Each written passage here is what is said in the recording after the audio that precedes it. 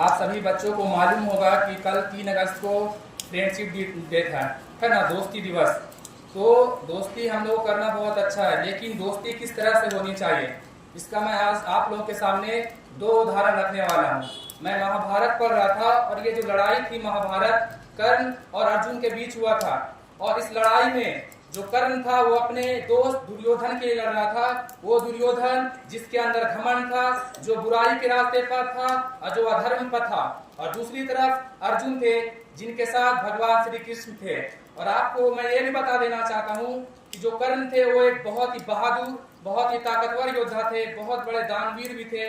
इसके बावजूद महाभारत की लड़ाई में कर्ण जो है अर्जुन से हार जाता है, उनकी जो है हार हो जाती है। तो इससे हमें यही सीख मिलती है कि आपके पास कितनी काबिलियत है, आप कितने अच्छे काम कर रहे हैं, ये मैटर नहीं करता है।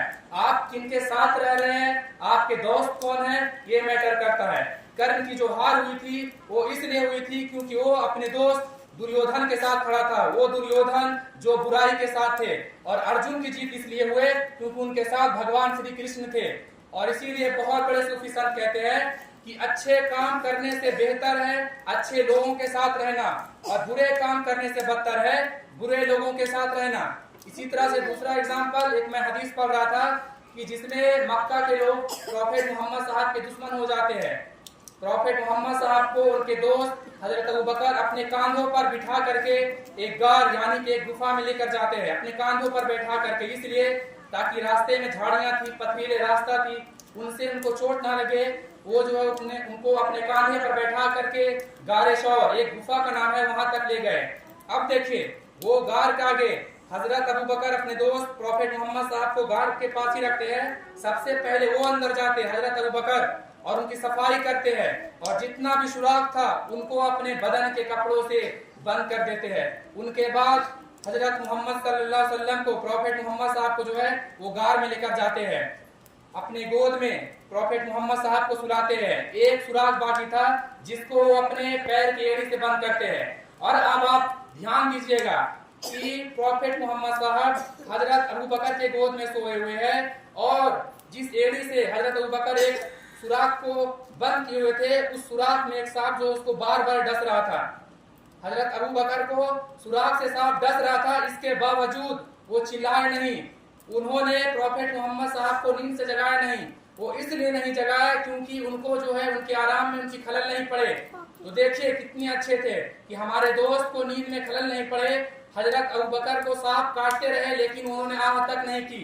बाद में फिर जब उनके आंसू उन पर गिरे तब वो उठे। तो हमें इससे यही सीख मिलती है कि दोस्त हमें हमेशा अच्छे बनाना चाहिए। और मैं हमेशा कहता हूँ कि आप बाजार जाते हैं ना, बाजार में जब मक्खियां सब्जियों के तराजू पर, फलों के तराजू पर बैठते हैं तो वजन में कोई अंतर नहीं होता है। लेकिन अगर आप सुनार के दुकान पे जाइएगा, वही मक्खियां अगर सुनार के तराजू पर बैठेगी तो आसमान और जमीन का अंतर हो जाएगा। इसलिए आप कहाँ रहते हैं, किसके साथ रहते हैं, ये बहुत मैटर करता है। हमेशा अच्छे दोस्त बनाओ। हजरत अली का फरमान है कि जब हवा फूलों से गुजरती है तो फूल भी खुशबूदार हो जाती है।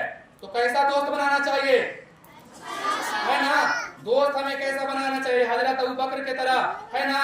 जिस तरह से अर्जुन ने महाभारत में श्री कृष्ण के साथ दोस्ती की, है ना? अगर दुर्योधन का साथ दोगे, अगर अहंकारी घमंडी जो नशा करता है ना, वैसे लोगों के साथ दोगे तो आप कितने भी अच्छे हो, कितने भी पढ़े लिखे हो, सब आपका भी बर्बाद हो जाएगा। इसलिए हमेशा हमें कैसे दोस्त बनाना चाहिए,